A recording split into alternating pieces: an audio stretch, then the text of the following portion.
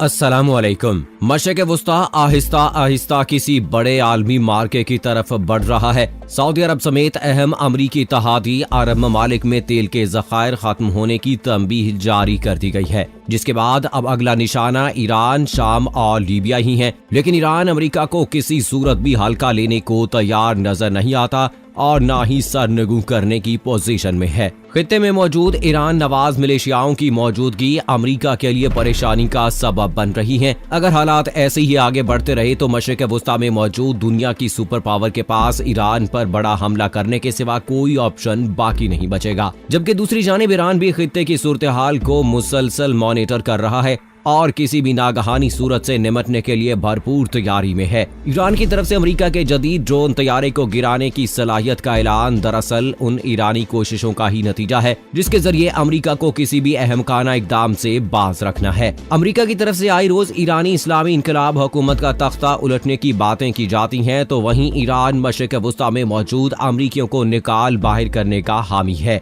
मजीद तफसील में जाने से पहले आपको बताता चलूं कि आप देख रहे हैं अपनी दुनिया टीवी। वीडियो को व्हाट्सएप, फेसबुक और दीगर सोशल मीडिया पे जरूर शेयर करें। लाइक करने के साथ साथ हमारे चैनल को भी सब्सक्राइब करें और साथ में घंटी के निशान को दबाना मत भूलें। कमेंट बॉक्स में पाकिस्तान जिंदाबाद, पाक फौज जिंदाबाद, ISI के गुमनाम हीरोज को सलाम और कश्मीर बनेगा पाकिस्तान का नारा जरूर कमेंट कीजिएगा। दोस्तों, जनरल सुलेमानी की शहादत के बाद ईरान की तरफ से किए गए मिसाइल हमलों के बाद की सूरत हाल ने कई एक सवालात को जन्म दिया है। जब ईरान की तरफ से मिसाइल दागे गए तो अमेरिका का मिसाइल और रॉकेट काउंटर यानी एंटी सिस्टम कहां था? ईरानी रॉकेट क्यों मार नहीं गिराए गए? क्या ईरान के पास अमेरिका से ज्यादा जदीद टेक्नोलॉजी है जिसके जरिए अमेरिका का एंटी मिसाइल सिस्टम नकारा बना दिया गया, या फिर अमेरिका ने ईरान को गुस्सा ठंडा करने का मौका दिया? इन मिसाइल हमलों में होने वाले अमरीकी नुकसान से मुतालिक बार बार क्यों पैंतरा बदला गया है? दोस्तों, अल्लाह ताला ने आलम इस्लाम को तेल जैसी दौलत से माला माल किया है, तो वहीं ये दौलत इन इस्लामी ममालिक की खुशहाली की बजाय उनकी तबाही का बायस बन रही है। खित्ता फलस्तीन पर इसराइल की सूरत हाल में सयोनी रियासत का जबरदस्ती कयाम और फिर बाद में मुसलमानों को आपस में लड़ाकर अमेरिका की क़ियादत में मगरबी ममालिक का मशरिक़ वुस्ता में अपने फौजी अड्डे बनाने का मकसद भी इन इलाकों में तेल को अपने कंट्रोल में करना था। कुवैत, सऊदीया, कतर, UAE और बहरीन जैसे अरब ममालिक में तेल की पैदावार खत्म होने की तंबीह जारी करते हुए IMF ने अपनी रिपोर्ट में कहा है कि इन ममालिक के ज़खायर 2034 यानी 14 सालों में इख्तिताम पजीर हो जाएंगे। हैरान कुन तौर पर वो ममालिक ही हैं जहां अरसा दराज से अमेरिका और इसके हवारी मौजूद हैं। अब इन हवारियों की नजरें शाम, ईरान और लीबिया पर जम चुकी हैं, क्योंकि इन ममालिक में तेल के ज़खायर अभी महफूज हैं, लेकिन इन ममालिक पर मुकम्मल कंट्रोल अभी तक अमेरिका या इसके इत्तेहादियों के हाथ नहीं आया। शाम और ईरान की बात करें तो उधर शिया हुकूमतें कायम हैं जो एक दूसरे की हमायती हैं। इराक से सद्दाम हुसैन को खत्म करने के बाद अमेरिका ने मुल्क इराक को शिया कम्युनिटी के जेर असर देने के काम करके अपने पांव पर खुद ही कुल्हाड़ी मारी है। अब अमेरिका की नजरें हर सूरत ईरान में मौजूद शिया हुकूमत को खात्मे पर लगी हुई हैं, क्योंकि इस्लामी इनकलाब की ये हुकूमत पूरे मशरिक़ वुस्ता में अपनी शिया मिलिशियाओं को कायम किए हुए है, जो आए रोज अमरीकी मफादात को नुकसान पहुंचा रही हैं। ताज़ा तरीन अपडेट्स के मुताबिक इराक में अल अरेबिया और अल हदस न्यूज चैनल्स के जराये के मुताबिक आज इतवार को अल सुबह बगदाद के मशरकी इलाकों ज़ेओना और अल बल्दियात में जोरदार धमाके हुए। इसके बाद धुएं के बादल उठते दिखाई दिए और एम्बुलेंस की गाड़ियों की आवाजें भी सुनी गई। तफसीलात के मुताबिक सिक्योरिटी जराये ने बताया है कि दारुल हुकूमत में अमरीकी सिफारत खाने और बैन अल-अक़वामी इत्तेहाद के फौजी अड्डे को 8 रॉकेटों के जरिए निशाना बनाया गया। जराये ने वाज़ेह किया है कि इनमें से 4 रॉकेट जमीला और अल तालबिया के महलों के बीच वाक़े इलाके से दागे गए। ये इलाका हरकतुल नजबा मलेशिया के जेरे कंट्रोल है। एक रॉकेट जाफरानिया के इलाके से दागा गया, जो बदर तंजीम नामी मलेशिया के जेरे कंट्रोल इलाका है। बकिया 3 रॉकेट ज़ेओना के इलाके से दागे गए। इस इलाके पर असाइब अहलुल हक मलेशियाओं का कंट्रोल है। जराये ने मजीद बताया कि अमरीकी सिफारत खाने के तरफ हमले के चंद मिनटों के बाद एक दूसरा रॉकेट हमला हुआ। इस हमले में ऐनी शाहिदीन के मुताबिक शार फलस्तीन पर वाक़े अल हशद अल शेबी मलेशियाओं के लॉजिस्टिक एक्सपोर्ट सेंटर को निशाना बनाया गया। हमले के बाद अल हशद अल शेबी के अरकान ने इलाके को घेरे में ले लिया और सरकारी सिक्योरिटी फोर्सेस को भी आने से रोक दिया। दोस्तों, दूसरी जानिब बैन अल-अक़वामी इत्तेहाद के तर्जुमान ने इतवार के रोज ट्विटर पर बताया कि ग्रीन जोन में एक इराकी फौजी अड्डे के छोटे रॉकेटों से निशाना बनाया गया ये अड्रा बैन अल-अक़वामी इत्तेहाद की टीमों की मेजबानी अंजाम देता है। तर्जुमान का कहना है कि यह हमला इतवार की सुबह मकामी वक्त के मुताबिक ठीक 3:24 पर हुआ।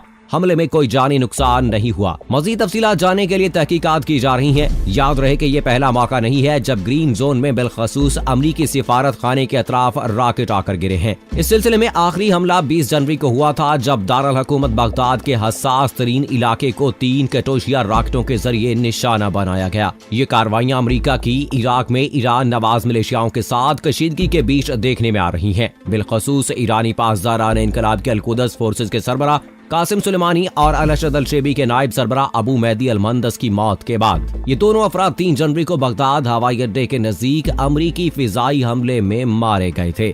दोस्तों, इस कार्रवाई के जवाब में ईरान ने 8 जनवरी की सुबह इराक में ऐनुल असद और अरबेल के फौजी अड्डों पर बैलिस्टिक मिसाइल की बारिश कर दी। इन दोनों अड्डों पर अमरीकी फौजी तैनात हैं। ईरानी हमले में कोई अमरीकी फौजी हलाक नहीं हुआ, ताहम वजारत दिफा पेंटागन के मुताबिक दिमाग में चोट आने से 109 अमरीकी फौजी जख्मी हुए।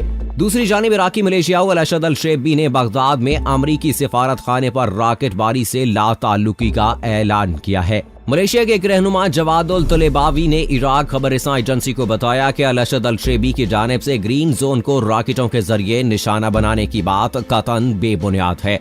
अल-तलेबावी के मुताबिक अल-अशद अल-शेबी मलेशिया ने अमरीकी सिफारत खाने या गैर मुल्की अस्करी वजूद के खिलाफ कोई कार्रवाई नहीं की। अल-अशद के रहनुमा का कहना है कि इस नौयत की कार्रवाई जज्बाती और इनफरादी अमल हो सकता है।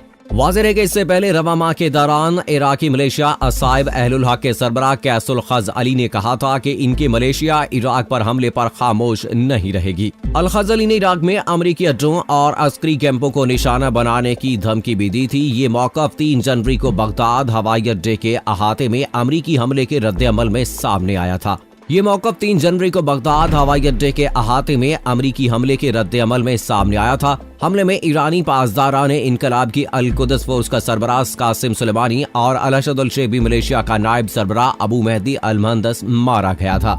दोस्तों, अगर चीन, रूस और यूरोपीय मुल्कों ने बीच बचाव न कराया तो ईरान और अमेरिका की झड़पें एक बड़ी जंग की सूरत इख्तियार कर सकती हैं। इसराइल और अरब मुल्कों के देरीना ख्वाहिश रही है कि अमेरिका और ईरान में बड़ी जंग हो, जिसके नतीजे में अमेरिका अपनी भरपूर फौजी ताकत बुरुए कार लाते हुए ईरान को अस्करी एतबार से तबाह बर्बाद कर दे और वहां अपनी मर्जी की हुकूमत मुसल्लत कर दे। जनरल सुलेमानी को हलाक करके अमेरिका ने बिलाखिर इस सिमत में एक बड़ा कदम उठा लिया है। ईरान के पासदारान इनकलाब की अल-कुद्स फोर्स के सरबराह कासिम सुलेमानी ईरान की मशरिक़ वस्ता में खारजा हिकमत अमली और अस्करी अमूर के इंचार्ज थे। ईरान, इराक, शाम और लबनान पर मुश्तमिल एक पट्टी है जहां ईरान का गहरा असर व रसूख है। जनरल कासिम सुलेमानी इस ब्लॉक के लीडर थे। वो खित्ते में ईरान के इत्तेहादी अस्करी ग्रुपों से डील करते थे, उनको मुनज़्ज़म करते थे। इसके अलावा उनकी रहनुमाई भी करते थे।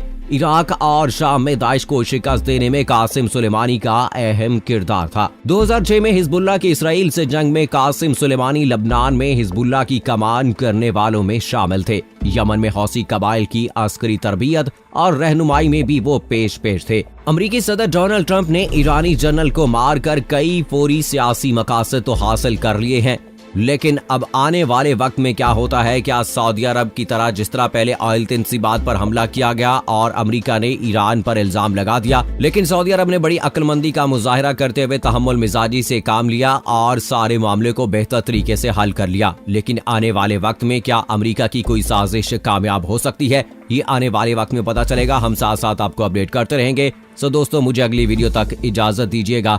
फी अमानिल्लाह।